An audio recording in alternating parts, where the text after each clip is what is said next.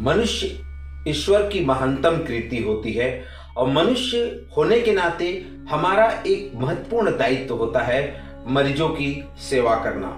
मरीजों की सेवा, आप अपने आप को जब मरीज की कैटेगरी में रखते हैं और किसी भी अस्पताल में जाते हैं या आप ये समझ लेते हैं कि मैं खुद स्वयं मरीज हूं, तो मरीज को अस्पताल में क्या क्या सुविधा मिलनी चाहिए, जब इस प्रकार आप समझते हैं और अस्पताल में आप पहुंचते हैं तो आप वहां पे जो एस्पेक्ट लोगों से रखते हैं, जो आप वहां पे अस्पताल स्टाफ से रखते हैं, वही एस्पेक्ट अगर आप खुद पे पालन करें कि भाई मैं अगर खुद मरीज होता और अस्पताल वाले मेरे साथ किस तरह से व्यवहार करते, आप क्या चाहते, तो यही चीजें आप एक स्वास्थ्य कर्मी होने के नाते आपको अपने ऊपर लागू करना है कि कोई भी मरीज आ रहा है तो हम उसका सेवा सत्कार, उसका स्वास्थ्य का जांच, उसका से व्यवहार हम किस प्रकार के रख सकें, कैसे हम उसको बेहतर रिस्पांस दे सकें, उसको उस एक ऐसा एटमॉस्फेयर दे पाएं जिससे उसके स्वास्थ्य के दृष्टिकोण से वो जो व्यक्ति आपके पास स्वास्थ्य लाभ लेने आया है वो बेहतर स्वास्थ्य प्राप्त करके जाए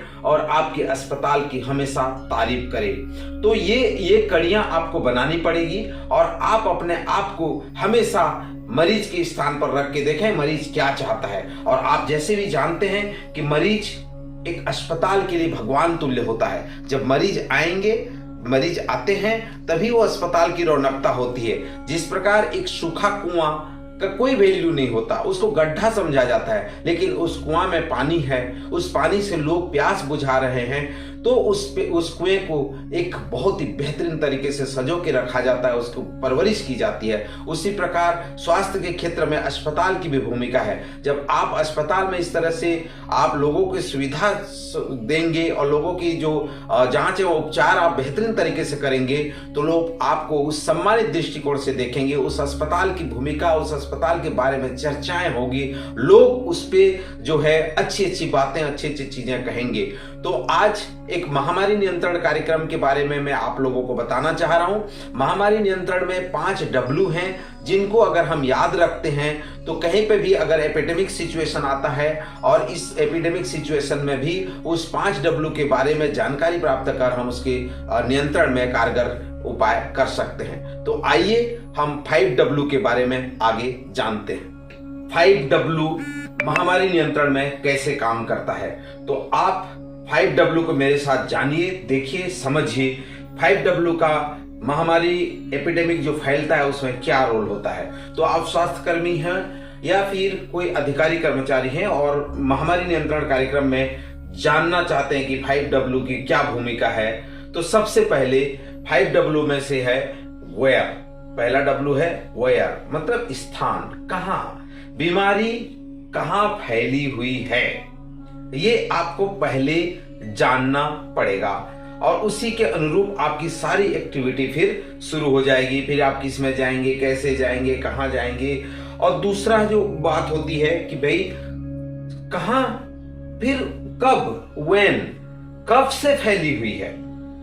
ठीक है, पहला W हुआ वेयर, दूसरा हुआ व्हेन, तीसरा हुआ व्हाई, क्यों फैली है, अर्थात उसका कारण अपने को खोजना पड़ेगा कि भाई जैसे कोई महामारी हुआ तो कहां फैली हुई है, कब से फैली हुई है, क्यों फैली हुई है और किससे हुई है। जैसे कि कभी कभी क्या होता है कि व्यक्तियों को जो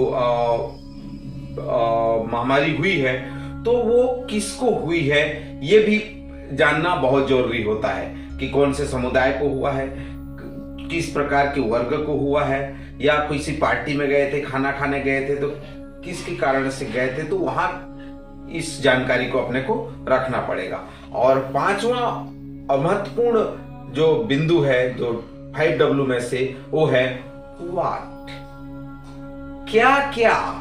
अगर आपने वहां पे एपिडेमिक फैला है, आपने कहां फैला आपने जान गया, कब से फैला है आपने जान लिया, क्यों फैला है इसके बारे में जान लिया, किसको हुआ है जान लिया, तो अब महत्वपूर्ण बात आता है कि आपने क्या किया।